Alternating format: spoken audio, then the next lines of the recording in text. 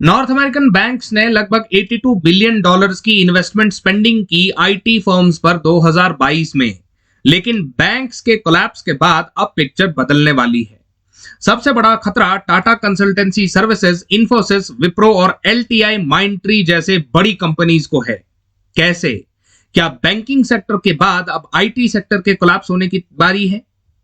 भारत के इन बड़े tech giants के रेवेन्यू का अप्रोक्सीमेटली 50% अमेरिका से आता है, क्योंकि इंडियन कंपनीज कॉस्ट ऑप्टिमाइजेशन में सबसे आगे है। मतलब कम कॉस्ट पर बेस्ट वर्क, जो कि इन्हें ज्यादा प्रेफरेंस दिलवाता है दूसरे फर्म्स की तुलना में। मगर अमेरिकन मार्केट का ये एक्सपोजर जहां हमारे बिजनेसेस को बढ़ाता है, वहीं हमारा रिस्क भी बढ़ा देता है।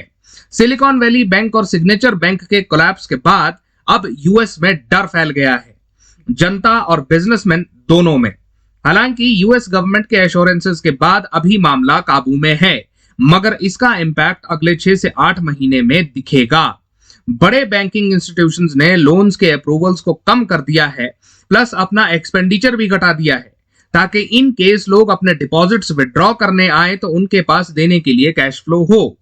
ये झटका सिर्फ 3 बैंक्स को ही नहीं लगा है, बल्कि मूडीज ने फर्स्ट रिपब्लिक, वेस्टर्न अलायंस, बैंकॉर्प जैसे 6 और बैंक्स को रिव्यू पर डाल दिया है। इसका असर भारत पर क्या होगा? यूएस के इस क्राइसिस का असर अगले 6 महीने में साफ दिखेगा।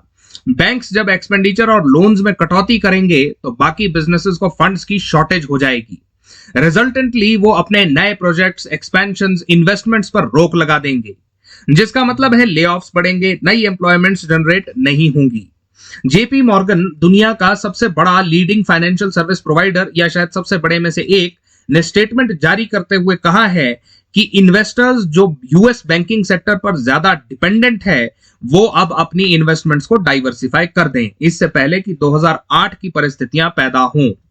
इन तमाम बातों से यह सिनेरियो साफ है कि 2020 से 2022 तक जो बेतहाशा नई करेंसीज छापी गई और मार्केट में डाली गई, उसका इंपैक्ट अब दिखने लगा है।